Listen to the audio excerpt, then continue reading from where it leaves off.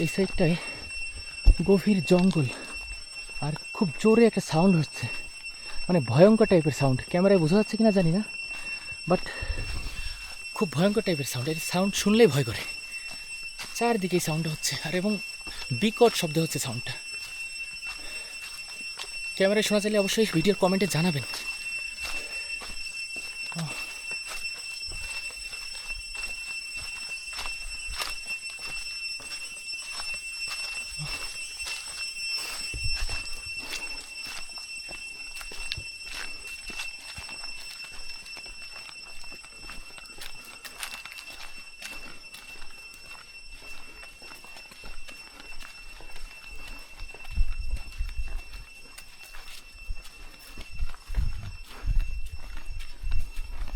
ও দিদি এখানে গাছ ফেলাইছে, এত জোরে শব্দ হয়েছে আমরা সব লাফাই উঠছি। ওই সাইডে বুঝতে পারিনি অ্যাকচুয়ালি এখানে কি হচ্ছে। এমনকি আমাদের দাদাও লাফাই উঠছে, দাদাও ভয় পেয়েছে।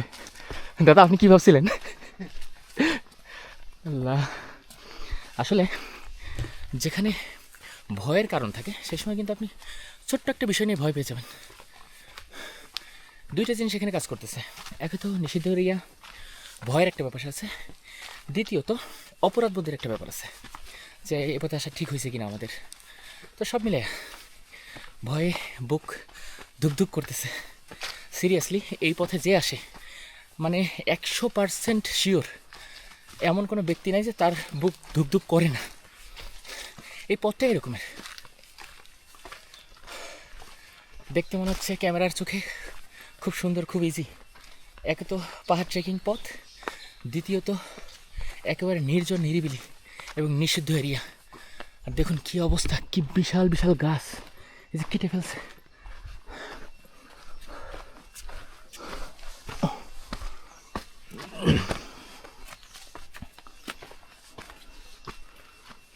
আর দেখুন তাদের হাতে কি, একটা হাতে গুলতি, পিছনে একটা চাকু, আর এই পিছনে দাদা এই ব্যাগের ভিতরে কি? ও গুলতির যে ছোট ছোট বল সেগুলো।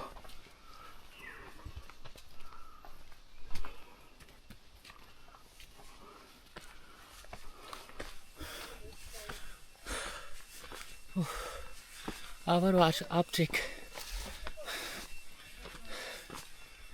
জাস্ট দেখুন কি উঁচু পাহাড়।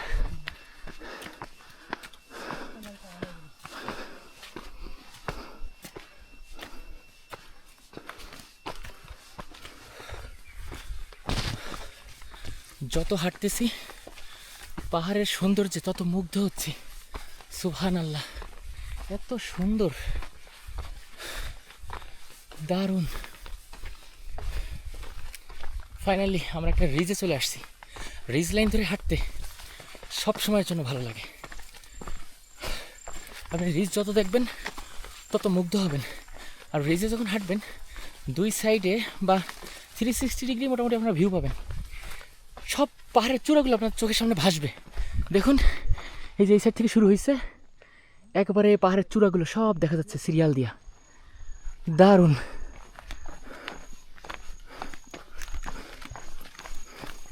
সামনে আরও সুন্দর সুন্দর ভিউ আছে।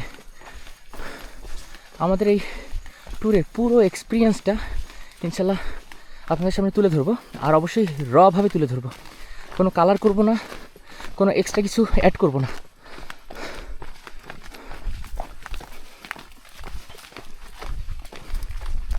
পাহাড়ের ভিতরে এই ভিউগুলোই মন প্রাণ একবার প্রশান্ত করে দেয়। কি দারুণ ভিউ। এই যে ভাইরা এখানে ছবি তুলতেছে। আর সামনে নারিশাপাড়া, আমাদের এখন প্রধান টার্গেট নারিশাপাড়ায় যাওয়া। ওখান থেকে কিছু টাইম আমরা রেস্ট নিব।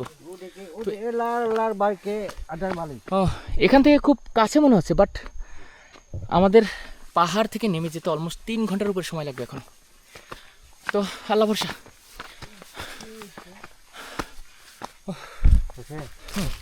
সত্য কথা বলতে কি, এই এরিয়াটা ছবির মতো সুন্দর। যেদিকেই তাকাচ্ছি মনে হচ্ছে আর্ট করে জাস্ট রেখে দেওয়া হয়েছে। আর শীতের দিনের যে ভিউটা, হালকা হালকা কুয়াশা কুয়াশাও আছে এর ভিতরে, মানে আপসে একটা ভাব আসতেছে, এত সুন্দর লাগতেছে। আর মাঝে মধ্যে কিন্তু প্রচুর কাশফুলও দেখা যাচ্ছে পাহাড়ের ভিতরে, দারুণ লাগতেছে। এই যে দেখেন এই যে কাশফুল কিন্তু এগুলো, বাট এখানে তো কম, মাঝে মাঝে প্রচুর দেখা যাচ্ছে পাহাড়ের ঢালে।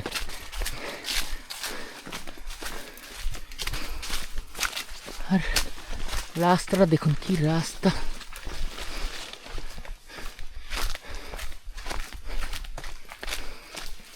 নিষিদ্ধ এরিয়া সবসময় সুন্দরই হয়। আর যারা পাহাড় প্রেমী আসলে তাদেরকে আপনি কিভাবে ঠেকিয়ে রাখবেন?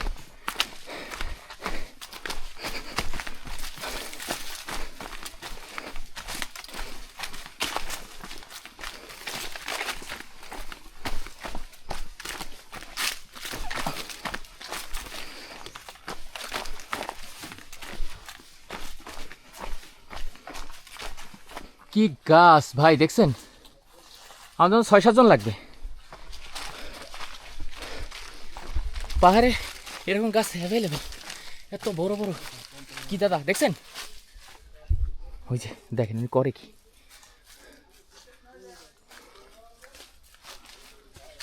চুপ চুপ চুপ চুপ। দাদা পাখি দেখতেছে না কাঠবিড়ালি দেখতেছে। ও চলে গেছে।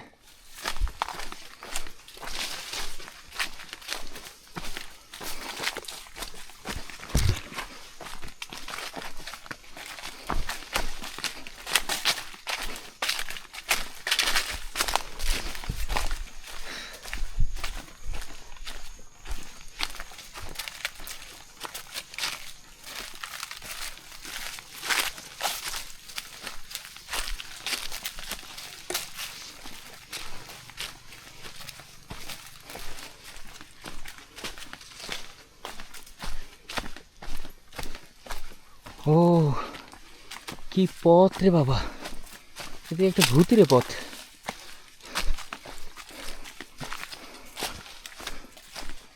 আর কি বিশাল বিশাল গাছ দেখুন। ও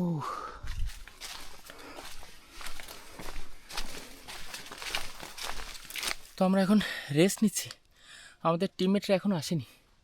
আমরা কিন্তু গভীর জঙ্গলে। দাদা এই জঙ্গলটার নাম কি? হুংমা। হুংমা জঙ্গল। হুংমা মানে কি? হুংমা মানে কি, অর্থ কি? বড় ভার, বড় পাহাড়।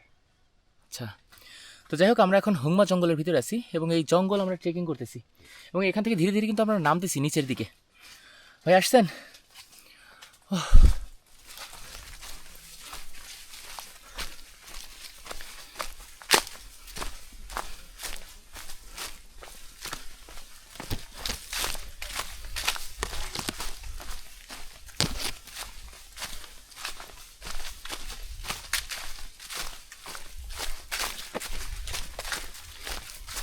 দেখতেছি একটা ইন্টারেস্টিং জিনিস দেখুন, এই যে উপরে একটা বাসা দেখা যাচ্ছে পাখির বাসার মতো, বাট এটা হলো ভাল্লুকের বাসা। এই যে আমার দাদা, উনি কিন্তু এই যে বাসা ই করতেছে, তাকে এখানে দাঁড়ানো যাবে না। দাদা এখন নাই ভাল্লুক? রাতে আসে? ও রাতে আসে না? আমি এই প্রথম ভাল্লুকের বাসা দেখছি। এর আগে ভাল্লুক যে এরকম বাসা বেঁধে থাকে এটাই জানতাম না। অর্থাৎ গাছের ডাল, ওই গাছের ডালই ভেঙে চুরে সুন্দর এক জায়গায় গুছায় তার ওখানে বাসা বানাইছে। দাদা বলতেছে এটা ভাল্লুকের বাসা, তার মানে এই জঙ্গলে ভাল্লুক আছে। দাদা এই জঙ্গলে ভাল্লুক আছে না? হুম, ভাল্লুক ছাড়া আর কিছু আছে? বাঘ টাক আছে? বাঘ কম। বাঘ কম না, তার মানে আছে। হরিণ টরিণ পাওয়া যায়? পাওয়া যায় না? ও ও বাবা, ঝুরঝুরা রোড, এইটা নামতে তো কষ্ট, উঠতেও কষ্ট হবে।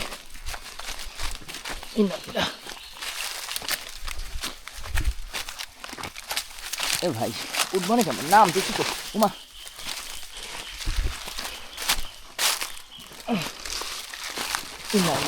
আস্তে আস্তে, পড়েন না পড়েন না, পড়া যাবে না, পড়লে মুসিবত, কিছু ধরার নাই।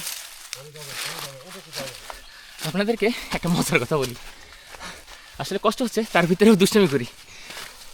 পাহাড়ে ট্রেকিং করতে সবচেয়ে বেশি কষ্ট লাগে কখন জানেন? যখন আপনি জানেন যে আপনি নিচে নামতেছেন বা নামতে হবে আপনার, আপনি দেখছেন ওই জায়গায় আপনি নামবেন, তো হঠাৎ করে আপনি এলো ডাউন পথে ট্রেক করতেছেন করার পর হঠাৎ করে যদি দেখবেন আবার উপরে উঠতে হবে, তখনই মেজাজ খারাপ হয়ে যাবে, তখন ইচ্ছাই করবে না। এই যে আমরা জানি আমরা নিচে নামবো, অনেকক্ষণ নিচে নামছি, আবার এখন উঠতেছি, এটা খুব কষ্ট দেয়। কেন সরাসরি নিচে নামা গেল না? নিচে নামি উঠি আবার নামি আবার উঠি এরকম করা লাগে আর কি।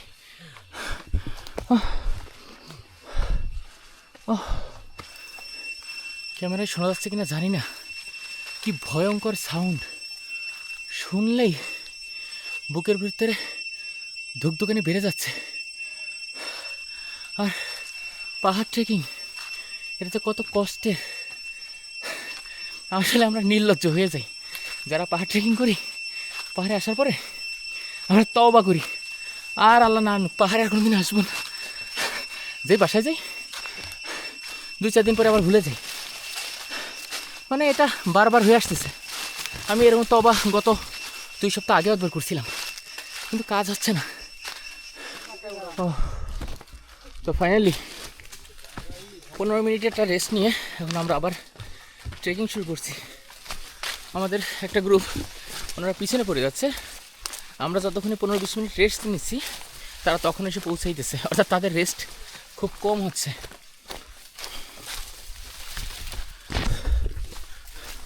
আর পাহাড়ে ক্ষুধা লাগে প্রচুর।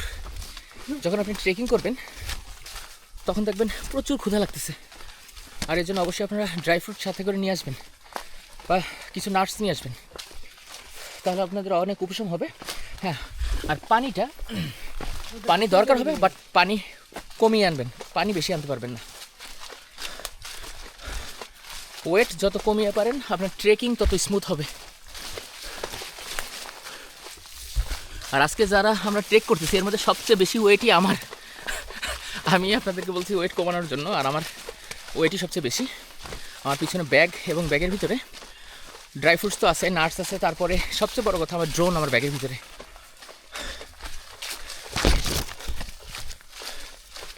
ও কি ভিউ দেখুন, দারুণ, পুরোটাই বাঁশের জঙ্গল।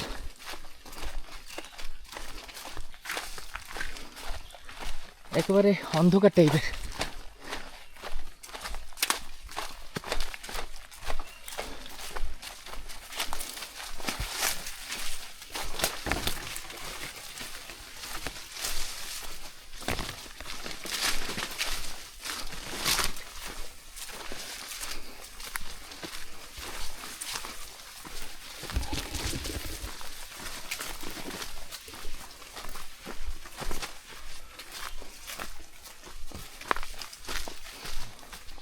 এখানে ভাল্লুক গর্ত করছে মধু মধু খাওয়ার জন্য। ও এই যে ভিতরে কালো যে ইটা আছে, এখানে হলো এই যে ছোট ছোট মৌমাছির বাসা, আর এই মধু খাওয়ার জন্য এই যে ভাল্লুক এরকম গর্ত করছে। এই পাহাড়ে প্রচুর ভাল্লুক আছে। এর আগে ভাল্লুকের বাসা পাইছি, এখন ভাল্লুকের এখানে খাবার চিহ্ন পেয়েছি। এতক্ষণে এক ভয় ছিল, এখন ভয় ডাবল হয়ে গেছে। এই পথে ভাল্লুকের ভালো আনাগোনা আছে।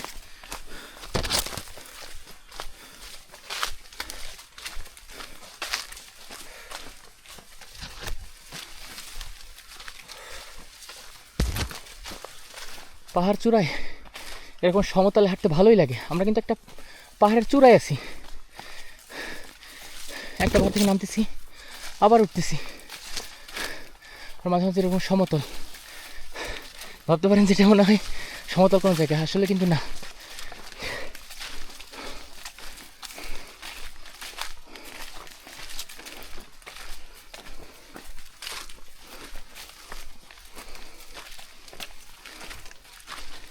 আমরা আবার ব্রেক নিচ্ছি। অ্যাকচুয়ালি ব্রেক হয়তো বা নিতাম না, এখানে একটা অনেকটা ওয়াই জংশনের মতো। তো আমরা এই পথটা থেকে আসছি এবং এখন কিন্তু আমরা এই ডানের এই পথ থেকে নেমে যাব। এখন ডিরেক্ট আমরা নামতে থাকবো একেবারে নারিশাপাড়া। আর এই সাইডে আরেকটা রোড আছে, এই যে এদিক থেকে উপর দিকে উঠে যাচ্ছে, এটা হলো মেনথং পাড়া। বাট এখন নাকি পাড়াটা নেই। দাদা পাড়াটা নেই কেন? ভেঙে গেছে পাড়া, কার বাড়ি নাই? ও কার বাড়ি মরে যাওয়ার পরে পাড়া ভেঙে গেছে। তাহলে ওই লোকজন এখন কোথায় থাকে? ওই নারিশাপাড়ায়। ও তো যাই হোক, এরকম হয়। আমি এর আগেও দেখছি কার বাড়ি যখন চেঞ্জ হয়ে যায়, মারা যায় বা অন্য কোনো কার বাড়ি আসে, তখন দেখা যায় পাড়ারই নাম চেঞ্জ হয়ে যায়। আবার এই যে যেরকম কার বাড়ি মারা গেছে পাড়াটাই ভেঙে গেছে, অর্থাৎ ওইখানে মেনথং পাড়াটা নাই, তারা সবাই নারিশা পাড়ার দিকে বা অন্য অন্য পাড়ায় ভাগ হয়ে গেছে।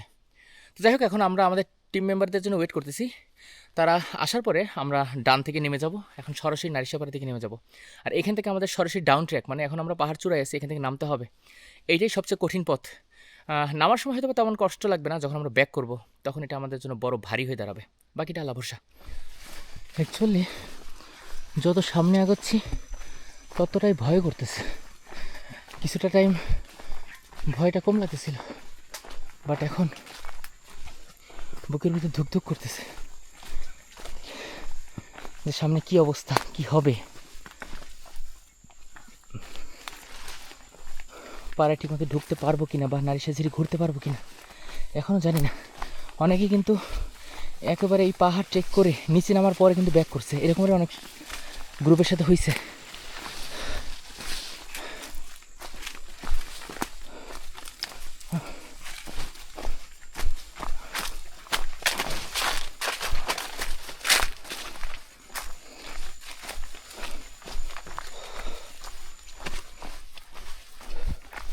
হাঁটতেছি তো হাঁটতেছি, নামতেছি তো নামতেছি, শেষ নাই।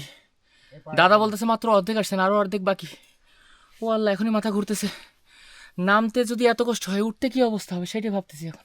আমি আর উঠতাম না ভাই। ওহ, তো যাই হোক, আপনারা যখন আসবেন তখন মাথায় রাখবেন নামার কথা হয়েছে আপনাদের ট্রেকিং প্ল্যানটা খুব ভালো করে করবেন। আপনারা অবশ্যই মাইকোবাইরা একদিন থেকে তারপরে হলে নার্সিঝিরি দেখতে আসবেন। না হলে এখানে নামার পথটা যতটুকু নামা যায়, হয়তো বা ধরেন নামবেন 2 ঘন্টা ধরে, উঠতে হলে জীবনের সাথে থাকবে না, কলিজা হাতে নিয়ে তার উঠতে হবে, এরকম অবস্থা। সো বি কেয়ারফুল এক্ষেত্রে। আমরা এর থেকে মানে ভালো ট্রেক করতে পারি আলহামদুলিল্লাহ, তারপরেও খুব কষ্ট হচ্ছে। তো এখন কিছুক্ষণ রেস্ট নিব, কারণ এখান থেকে 2টা রোড গেছে, একটা নিচের দিকে যাবে আর একটা ওই সাইডে উঠতেছে। আমাদের যারা পিছনের লোক আছে তারা যেন পথ ভুল না করে, এই জন্য মূলত আমরা এখানে বসছি। আর একটু রেস্টও হয়ে যাবে এর ফাঁকে। এখন আবার পাথুরি খাড়া ঝিরি পথ, আমাদের মনে হয় পরিশ্রম থামতেছেই না।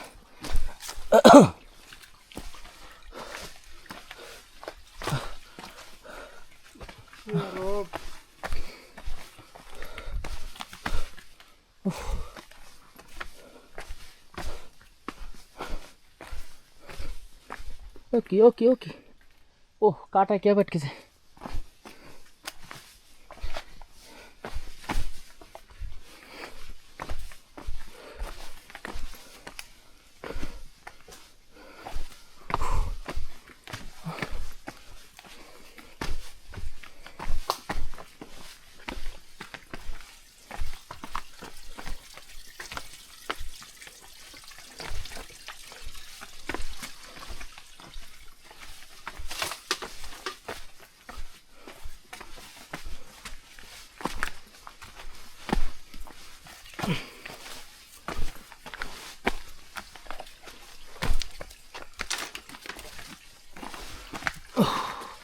সত্য কথা বলতে কি, শরীর এখন আর মানতেছেই না। নামতেছি তো নামতেছি, এর কোনো শেষ নেই।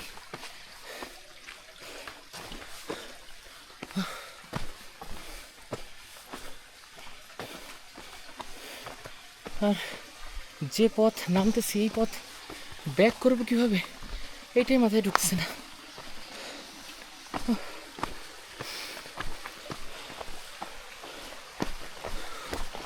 আর যে পাড়ায় যাচ্ছি, এ পাড়াটা আসলে থাকার জন্য ততটা সেভই না। আমাদের আগে থেকেই বলে দিছে যে নারিশাপাড়ে যে ক্যামেরাও বের করবেন না, মানুষের সাথে কথা না বলে পারলে বলবেন না, সেখানে থাকার কল্পনা এটা তো অতিরিক্ত হয়ে দাঁড়াচ্ছে। বাট শারীরিক যে কন্ডিশন, এর মধ্যে মানে আমার মোটামুটি একটু ভালো, আর আমার পিছনে মিজান আছে, ওরা মোটামুটি ভালো, আর বাকি কারোর অবস্থায় ততটা ভালো না যে এই পথ ব্যাক করবে। বাট সবার মাথায় আছে যে ব্যাক করতে হবে আজকেই, আমাদের রাত রাতে যে কটাই বাজুক।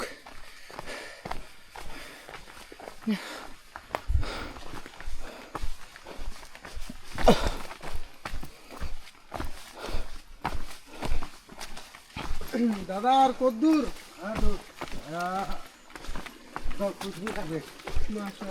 কয় মিনিট? 10-20 মিনিট। 10 মিনিট আর 20 মিনিটের পার্থক্য বোঝো দাদা ভাইয়া? 10 মিনিট আর 20 মিনিটের পার্থক্য বোঝো? 10-এর ডাবল হলো 20, আবার কয় আধা ঘন্টা। 10-এর বেশি মিলে আধা ঘন্টা? তার মানে তুমি বলতেছো আরো আধা ঘন্টা লাগবে? আমাদের কি মানুষ মনে হয় না দাদা? না 10 থেকে 20 মিনিট লাগবে। 20 মিনিট 10 মিনিট আধা ঘন্টা, বুঝো হিসাব কিতাব বুঝো? দাদা কি হিসাব দিচ্ছে, আমগো নিয়ে মজা করতেছে দাদাই। ও কি বিশাল একটা গাছ ভেঙে পড়ে আছে।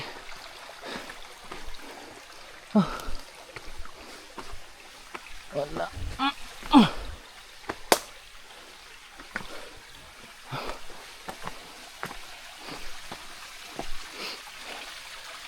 এত পিচ্ছিল এই পাথরগুলো, আজকে 2বার পা ভাঙতে ভাঙতে আল্লাহ বাঁচিয়ে দিছে। 2বার পড়ে গেছিলাম খুব ভয়াবহভাবে, বাট আল্লাহ রহমত করছে।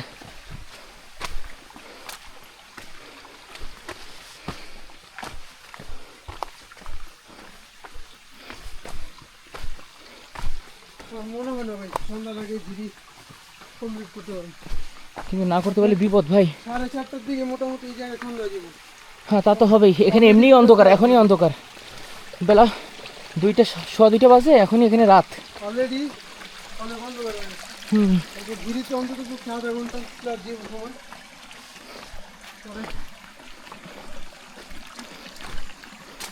পরে এ কি কাঠবিড়ালি? কাঠবিড়ালি। হ্যাঁ, এই যেখানে একটা ফাত পাতা ছিল, পরে মরে গেছে। নিবে না। এটা কি নিয়ে যাবেন? না নিবে না। না এটা মরে গেছে, একবারে বেশি খারাপ অবস্থা, এটা নিবে না। মানে এই ঝিরির পাশে অনেকগুলো এরকম ফাত দেখলাম, ফাত পাতা, আর দাদার চোখে পড়তেছেও।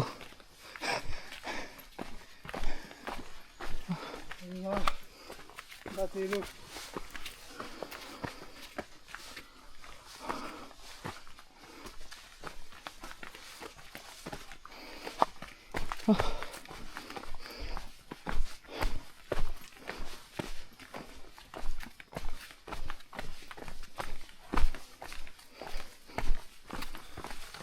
বহুত টাইম হাঁটার পরে মোটামুটি এমন একটা জায়গা পাইছি যেটা দেখে মিনিমাম মানসিক প্রশান্তি পাচ্ছি। মনে হচ্ছে আশেপাশে কোনো পাড়া আছে, এই যেখানে বেড়া দেওয়া, কিন্তু এই যে সাইড থেকে এখানে জুম করবে হয়তো বা, হ্যাঁ জুম করাই আছে অলরেডি। আর এই যে আমরা এই পাশ থেকে নামতেছি, তার মানে আশেপাশেই পাড়া, খুব বেশি হয়তো বা দূরে না।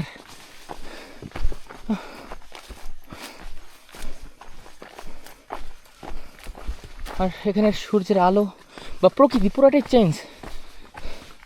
এতক্ষণ অন্ধকারের ভিতরে হাঁটতেছিলাম বললেই চলে,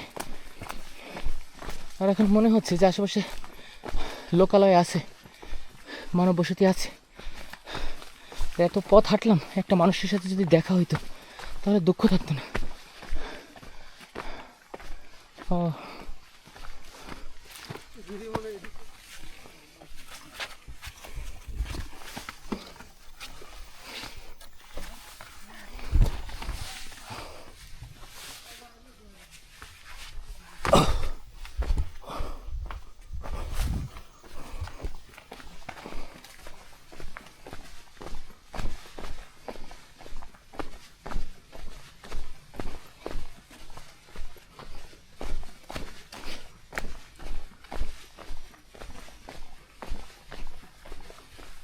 সো গাইস ফাইনালি আমরা পাড়ার দেখা পাইছি। আর এই যে অপোজিটে এই যে সবুজ কালারের টিন, এই যে এই পাশে একটা ঘর দেখা যাচ্ছে, জুম ঘর, এটাই কিন্তু সেই নারিশা পাড়া। বাট এখানে ভিডিও করা যাবে না, খুব যদি সামান্য ভিডিও করা যায় হয়তো ভিডিওর সাথে অ্যাড করে দিব, বাট এখানে ভিডিও করার নিষেধ, আমাদের অনেক আগে থেকে জানানো হয়েছে এখানে ভিডিও করা যাবে না। অ্যাকচুয়ালি এই নারিশা পাড়াটা কিন্তু খুবই সুন্দর, কিন্তু ভিডিও করতে পারতেছি না, সবাই তাকিয়ে থাকতেছে। আর এখানে একটা জিনিস খেয়াল করলাম, ভিডিও না করতে বলার কারণ হলো এখানে মহিলাদের আসলে কাপড় চোপড় তেমন একটা ঠিক নেই। মহিলারা বলতে গেলে অর্ধ উলঙ্গ, উপরের পাটের কোনো কাপড় চোপড় নেই, এরকম একটা অবস্থা আর কি। তো যাই হোক, আমরা এদিক থেকে এখন বের হয়ে যাচ্ছি, আমরা এখন সরাসরি চলে যাবো নারিশা ঝিরিতে। নারিশা পাড়ায় আমরা না দাঁড়ানোই ট্রাই করবো। অলরেডি চলে আসছি পাড়া ওভার করে, আবার এদিক থেকে যে সময় ব্যাক করবো এখান থেকে যেতে হবে আমাদের।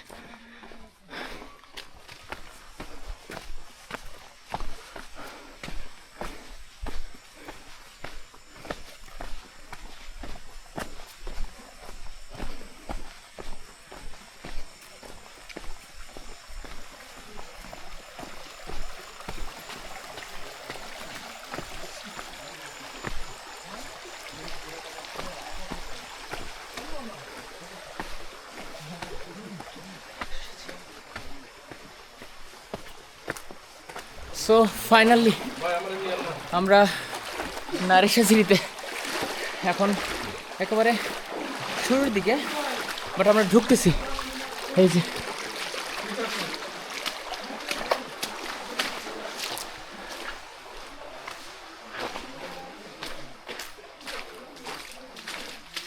ভিউটা কিন্তু খুব সুন্দর।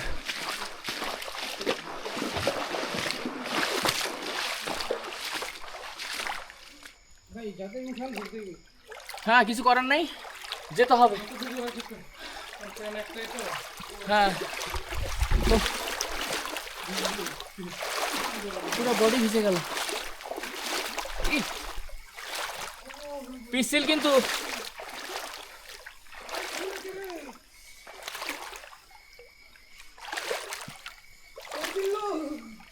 মাল দে জিল্লু, মাল দে, অবস্থা বেতাল এদিকে।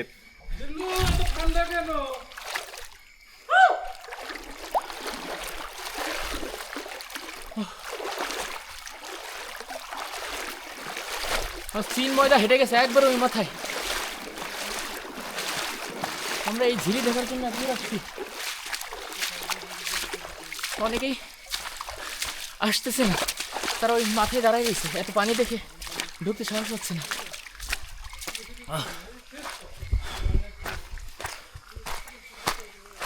গা ছমছমে, খুব ভয়ঙ্কর একটা অবস্থা। আর আমরা তার ভিতরে হাঁটতেছি, আমাদের কোনো ট্যুর মেম্বারই আর আসলো না।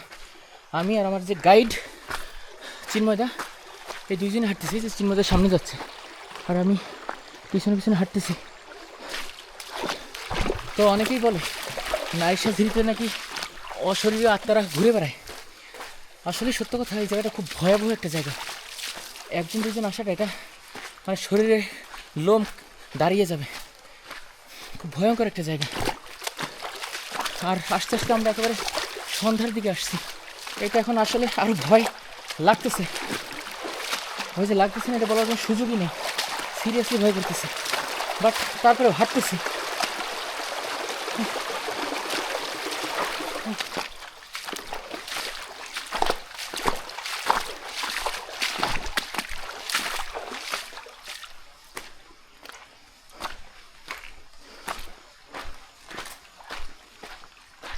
জায়গাটা দারুণ একটা ঝর্ণা আছে, একেবারে উপর থেকে পানি পড়তেছে কি সুন্দর করে।